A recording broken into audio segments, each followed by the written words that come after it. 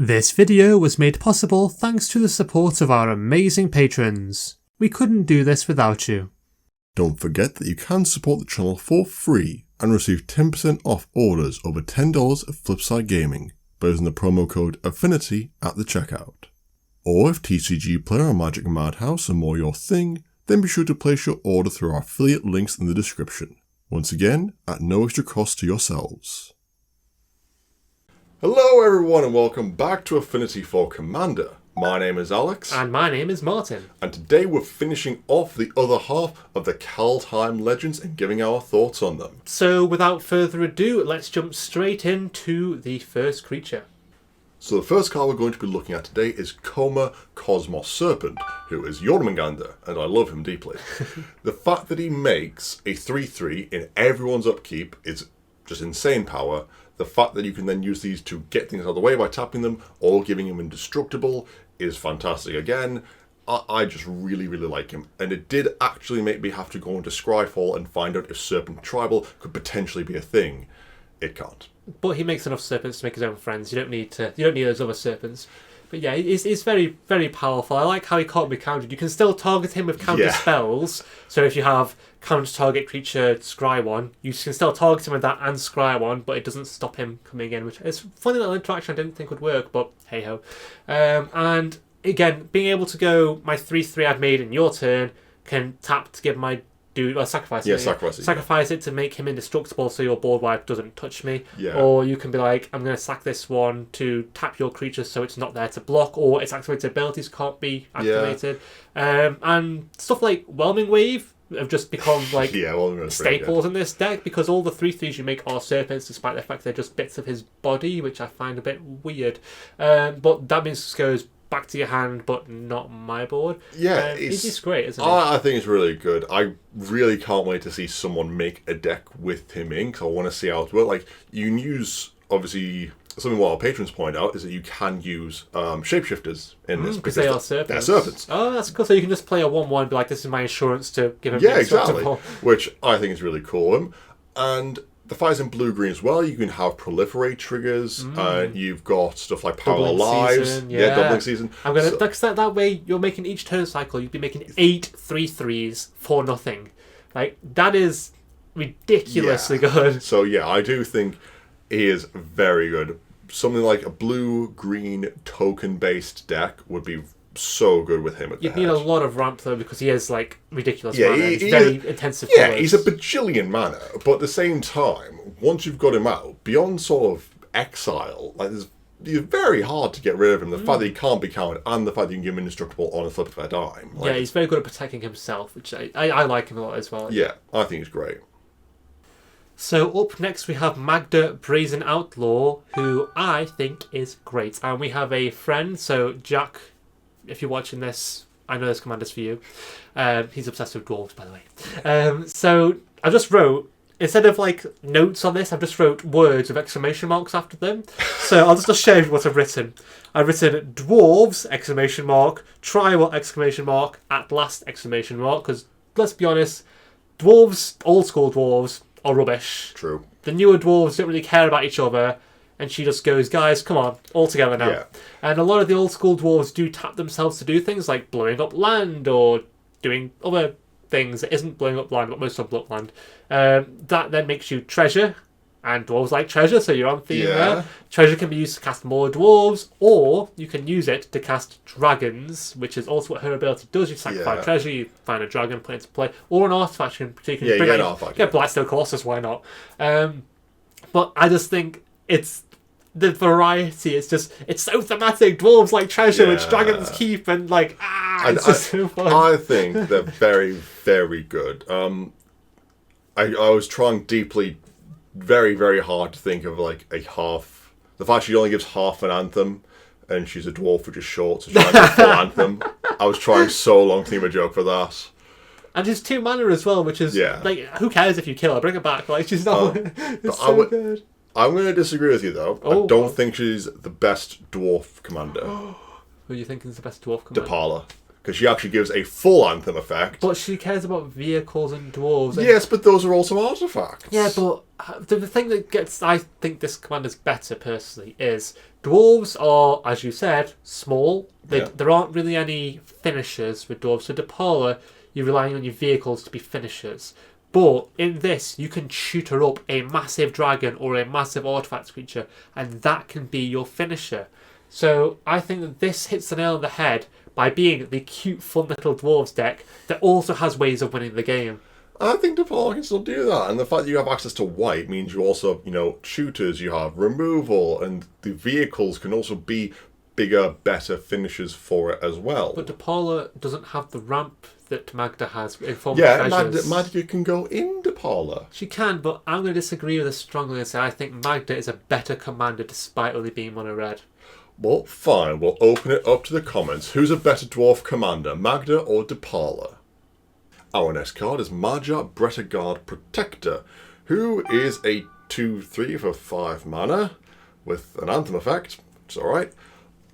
When a land comes in, she creates a token, which is okay, I guess. I mean, she buffs the token, making it essentially a bear. But The problem that I have with this commander, right, is for the same or less mana, you get so much better. in landfall decks we have Omnath, Lord Windgrace, Oboon, the other Omnath, not the red-green one, but like the 4-colour and 3-colour one, Tatiova. They're all 5 or less mana and all better landfall Way commanders. better. Like, the only thing I can think about this card is that if you want to play it, it can go into the 4-colour Omnath landfall deck if you want to make it token based. That's kind of it, because she does help out with the tokens like that that other Omnath produces, Feldar Retreat produces, the other mono green, when land lead goes to the grave, she creates a 5/3 elemental. Oh, Tatiova. Titania. That's it, yeah. Yeah, Titania. She helps out with those. As a commander, under no circumstances. Yeah, like even if you want to go ignore the landfall route and just go token routes, there's better. Much better. So I think this is definitely a case of this is a bomb for drafts rather than anything to do with commander. yeah, again, there's so many better landfall and token based commanders. If you want to play it, good luck to you. But I just think she's not the best. Yeah, she's not. Maybe a smaller mana cost might have made her... If she was 4 mana, I'd say yeah, maybe mana, go for it. Yeah, 4 mana 2/3 with Anthem that makes dudes fair. But even then, like... It just makes 2/2s like Zendikar's Royal, is it? The 5 mana enchantment does that, and I don't think that's a particularly great card. I don't run it in my landfall deck. Yeah, neither do I. So having the same mana cost for someone that does basically the same thing because it makes 1/1 +1/+1. Yeah. When she's also a 2/3, the fact that her stats as well are terrible. Yeah, I mean, yeah, she's just not great. She's just not great. Our next creature is Moriat of the Frost, and correct me if I'm wrong here, but I just don't see the point in this card. So it copies something, and if it's a creature, it gets 2+1/+1 counters on it. Yeah. Yeah. Okay, right. So it's a clone. Yeah. But there are other clone cards out that are lower CMC, and it just... I just don't see why you'd want this. 2 very important things. It's snowy. It's snowy, so it goes straight into your... But that's... As a commander, I'm talking here. Oh, as a commander, yeah, there's no point being commander. Like, yeah, there are other clone cards Yeah. that are just Better than this one. There might be a way of, like, doing silly interactions with it that make it just go nuts and combo off and win. But I just don't think... No, there's for this blue-green, which you don't see many blue-green clone effects. It tends to be mono blue. I think the fact that it's snowy, it's more for thematic purposes. It's more that they're going to be in Yorn for snow purposes. It's a shapeshifter, isn't it? Yeah, So. Or if for the +1/+1 encounters, they could go in something like Azuri. Like if you have a value creature, it's not legendary, you want it out again with +1/+1 counters, take advantage of +1/+1 counter synergy. Yeah. Very good. But other than that, as you say, there are far, far better clone commanders, and otherwise, it's not... It relies on something else being on the board that is good to do anything good. by itself it does nothing, which I'm never a big fan of these. This card only works if I have X, Y, and Z also on the field. Yeah. But yeah, like, I mean, I'm sure someone is like screaming at their screen now going, but you're forgetting about this interaction, and we probably are. Yeah. But like, yeah, I mean, it just doesn't overwhelm me. Yeah, they're a perfectly adequate card for a clone effect, and they're going to grow into Yawn. That's all I can really say about them. Our next card is Naffy, Betraya King, who is Zombie Lord, because we don't have enough of those, apparently. Mm-hmm. But realistically, this card has to be either the head of a snow deck, which you've already established Yawn is better. Well, it adds black, blue. Oh, yeah, I suppose Yawn is black, blue, green. Right? Yeah. Ignore that. So, again, this is another card that's going straight in Yawn because it's a nice bit of recursion, a nice bit of value. It's a snow card that can be untapped, so it coming in tapped doesn't matter to Yawn. But other than that, there's no reason for this to realistically be a commander of a snow deck, because it needs to be a snow deck for its abilities to matter. Or a zombie deck. It is, but the other ability it has for those 2 snow mana to come back to the battlefield means your deck has to be snow-based in lands. Well, yeah, you can just have snow lands in a normal deck. So, but then, if you wanted to play it as a commander for a zombie tribal deck, you've got to pay 5 mana straight away, but then every time it dies, it's only 3 mana.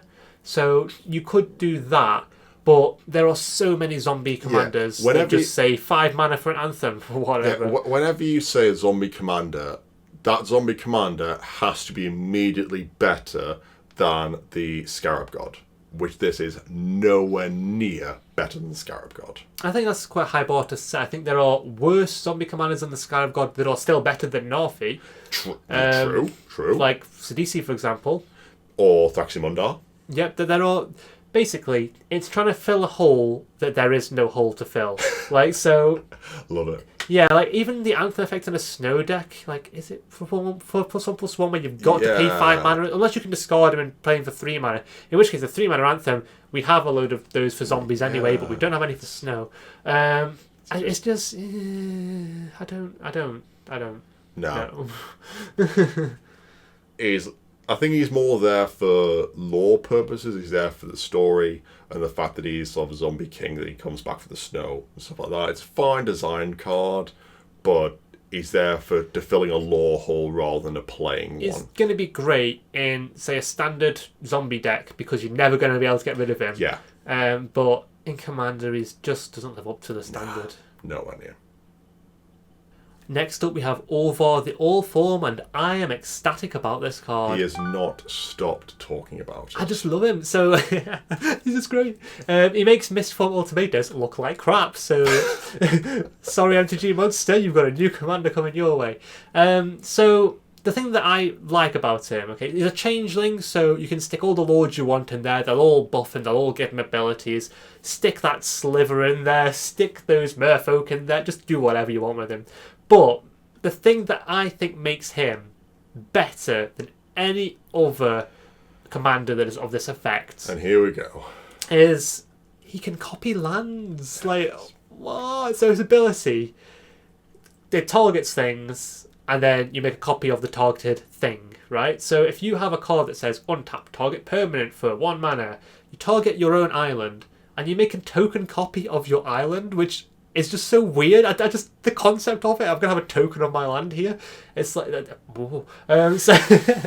so you have ramp in mono blue for what can be 1 mana make an island, 1 mana make an island, and as long as these spells like have draw a card effects, you've just made an island to pay for the next one, and then you can play stuff like Master of the Waves and be like, right, so I'm going to have like 3 or 4 of these, and each one gives me more devotion to make more, and they all are lords. Or you can play Frost Tyson type things, keep your opponent's stuff tapped forever because you're like, well, I'll just copy it and make another one that stays tapped. Like, it's just, there's just so many possibilities.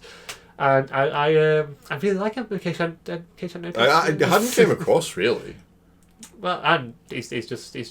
I mean, look, it's very Cthulhu-y. He's like a cloaked guy with a tentacle coming out. Like, I mean, I did have other things to talk about, but I'll spend the rest of the video talking about it. Just about summarise, apparently.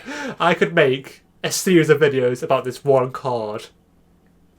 So look forward to the Outlaw deck tech coming soon to a channel near you. So our next creature is Radana, God of the Worthy, who to me just seems like she's definitely intended more for modern or other type of stacks effects. Like There's a lot going on, isn't there? Yeah, the tax that she puts on people is not so back-breaking that it can be said to be disabilitating for EDH. Like she's not like Grand Arbiter. Like she doesn't stop you searching. She doesn't make things so costly that it's impossible to do. So to me, she tries to stop effects like comboing off, for example, in many different ways. So her saying non-creature spells cost one more to me is you can't storm, you can't do lots of things in a turn. It stops the returning mana from, like, if you are playing stuff like our earlier mentioned red god that gave red mana. Exactly, yeah. She makes it so it cancels out. Yeah. Her second ability of saying Snowlands don't tap is just basically telling people who've blinged out their EDH decks with Snowland and aren't playing Snow decks, she's punishing you for just being fancy, which I think is great. I love that little thing of, you are playing non-basic Snowlands. Like, no. And I find that very rude. And even the shield side of her, it's okay in certain circumstances. So like, by the time you've played it, because you're probably going to play the creature side first, aren't you? So that dies. The shield's what, 4 mana? So then later in the game you're playing 6 mana to do this, and it's 1 mana in EDH to do something. Well, yeah, but for example, the shield stops 1 damage coming at you. So weenies, it just goes right. Weenies aren't effective against me. It stops you going Grape Shot Storm because that only deals 1 damage. It deals no damage. It feels like a silver bullet against a very niche deck within the format. Like, how often have we seen a Storm deck? It is definitely a card that I would say, if you're going to have it in the 99 because somebody in your playgroup regularly plays these decks. It's definitely more like Storms become the thing of my LGS. I'll pop this in there for that. Yeah. As I don't think she can lead a deck and do anything noteworthy to help the deck. It's more to hinder your opponent's deck. Yeah, definitely not the mono white commander. If you're rapidly running out of spaces in the 99 for your stacks deck and you just need to slot something in, I guess she'll do. But other than that, yeah, she definitely seems not designed for commander, and I don't think she'll be very good in the format. And it was at this point in the video that our audio drastically changed, and it made Martin and I sound like a cross between Skeletor and Dr. Claw. I mean, seriously, it was terrible. It was like we were gargling marbles while practicing our Tibetan throat singing. So, rather than subject you to that at the end of an otherwise perfectly fine video, we are instead going to be leaving it here for today and continuing our exploration of the Kaldheim legends in a part 3. But that does mean that'll be the end of the video for today, guys. I hope you enjoyed it, what there was of it. But be sure to let us know what you think in the comments below. What is your favourite legend from Kaldheim? Or why are we wrong? Why are we right? How would you even build some of the legends that we talked about today? As always, leave your thoughts in the comments below. We read every single one of them. As always, if you like this type of content, be sure to like and subscribe to the channel and hit that bell icon, because YouTube is not great at letting you know when our videos come out. You can also follow us on Twitter @4commander, and if you really like the channel, you could consider becoming a patron of it yourself to support us directly and get access to exclusive EDH related rewards. But otherwise, that'll be it from us for today, guys. Stay safe, I've been Alex, and we will see you next time.